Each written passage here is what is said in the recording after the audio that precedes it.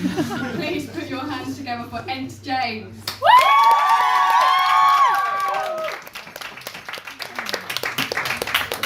What are you guys? No, there's a point yet. Right, good evening, everybody. It's good to see you all today. You're all looking. Oh, you showed up.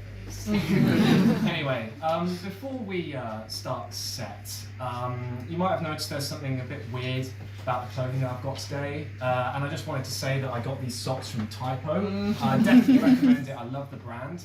But also you may have noticed that there's a parasitic entity currently sitting on my brain, and last time I did stand-up I referred to it, as Hannah did before, as Kermit the Frog. Now, I've actually got an obligated contractual thing that I must read out from the Jim Henson Company themselves. The Jim Henson Company would like to make it abundantly clear that the usage of the name Kermit the Frog damages the illustrious reputation of this company. Right. We would also like to make it clear that the claims put forward that Kermit the Frog has committed tax fraud is outrageous slander. The contents of this notice will be upheld by our own lawyer and muscle in the audience, Oliver Hazlitt. Please note that the mention of the following allegations surrounding Kermit the Frog will be considered slander and result in public execution. Autoerotic asphyxiation, vehicular manslaughter, cock and bull torture, mass Muppet orgies, and the use of narcotics. Yours faithfully, Tam Blatchman von Wolfgang Mario Pete Davidson III, CEO of the Jim Henson Company. Well, thank you, Tam Blatchman and Oliver Hazlitt for enforcing the contract. I hope you enjoy the show. Please don't hang me. And now with that, we can begin the show. And for future reference, to avoid any copyright issues with the Jim Henson Company, I've decided that now my buddy will be called Gonzo the Cookie Monster. Now a little bit about me. You see, I'm non-binary, which basically means that growing up at school, I fucking hated computer science.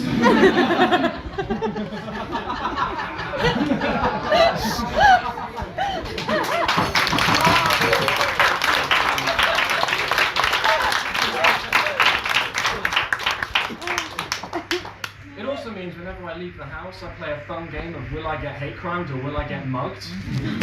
Find out next week on this week's Twink or No Twink.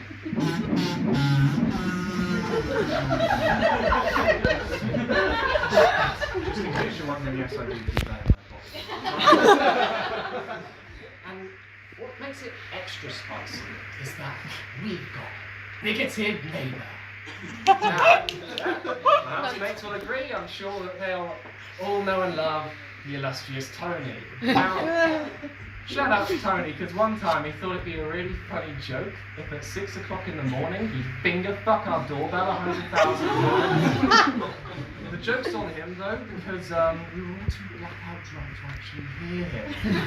Ding dong, ding dong, ding dong! Boy, James, can you hear that?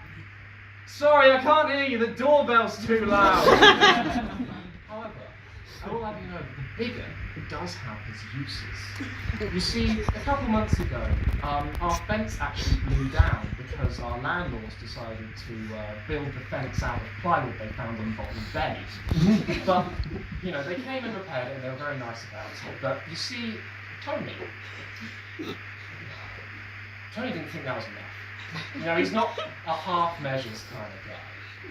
So he decided that instead of just, you know, getting our landlords to replace the fence for free, to get in some contracted workers to build a brand new fence with blackjack and hookers. And, you know, I feel like it might be compensating for something. Because I kind of ran the numbers, and it's approximately 19.5 inches taller than our previous one. So, we don't get sun anymore.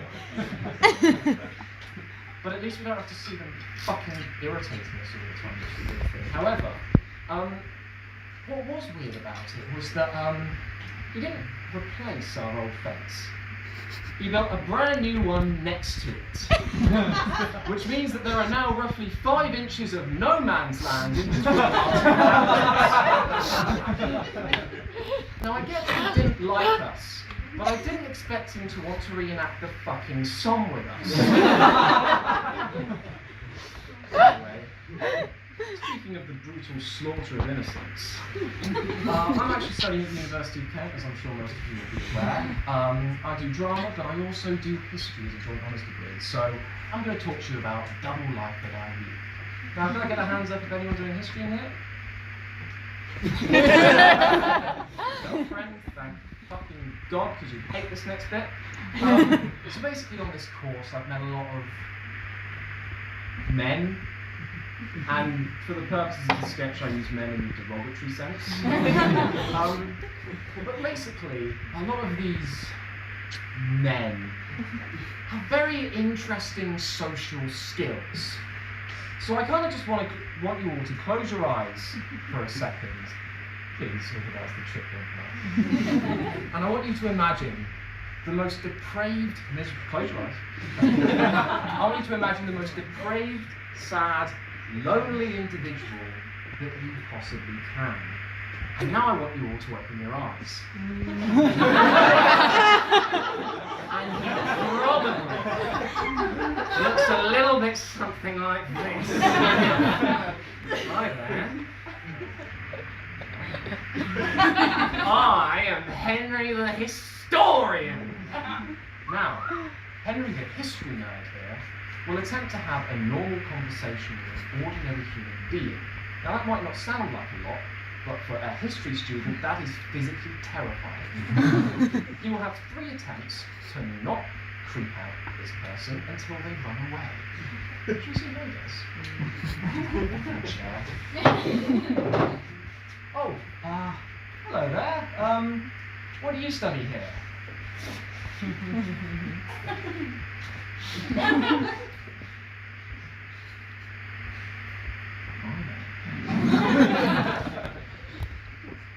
I'm glad you asked. I studied history. Okay, so red flag number 1, history. Studying history just isn't cool. If you brag about studying history, it decreases your social standing by about 80%. So if you're don't mention it. Also don't listen. Now, let's one red flag. You must be able to do better than that, surely. Oh, right, you, poor thing. So, what's your favourite period to study?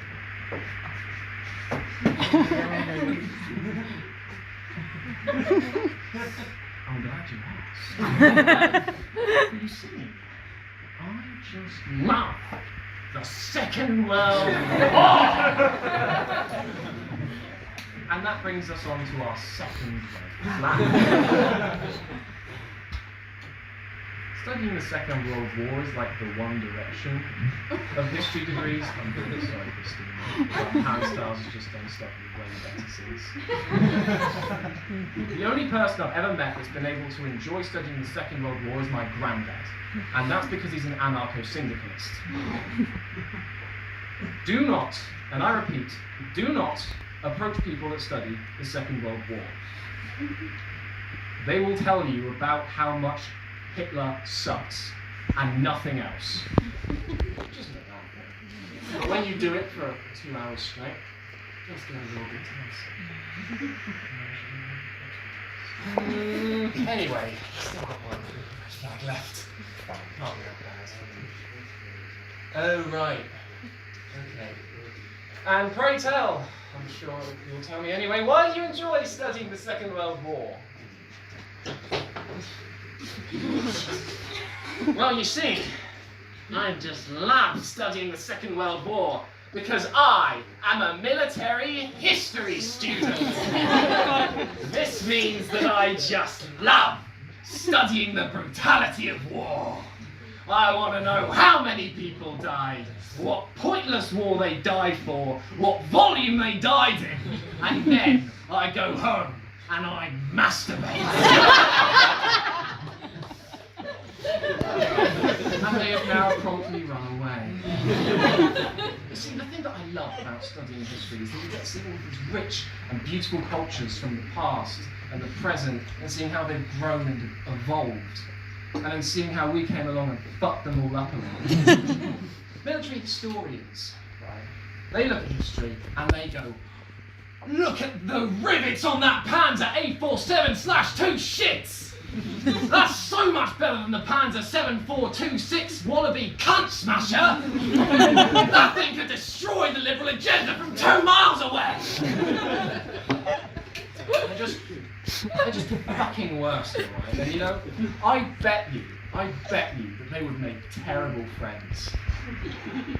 I just kind of feel like they're the sort of people that would, you know, maybe a house and drink a bit of orange juice, apple juice, milk, and not say anything, and then just leave, and then a few weeks later you find out that your ethics model's missing. Spitfire Mark 1A, 1:27 ratio, and then you go over their house and you go and try and get it back. You knock on the door 100,000 times, and then they say, "Oh well, you know, you've already got so many, and we made it together. Yeah, I spent 14 hours on it. It's called a fucking election, fucking virgin." Oh, you know anything about that? You know, I know more about military history than you, Henry! You told me John would be a waste of my time, but you're doing military history! You know, I know all about the ethics models, about Spitfires, about the Panzer 427 Slash wallaby cunt smashers, about the 42692 shits and the Second World War and all about that. Yeah.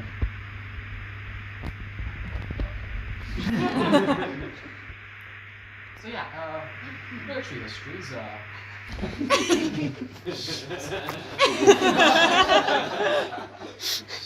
all I guess sometimes.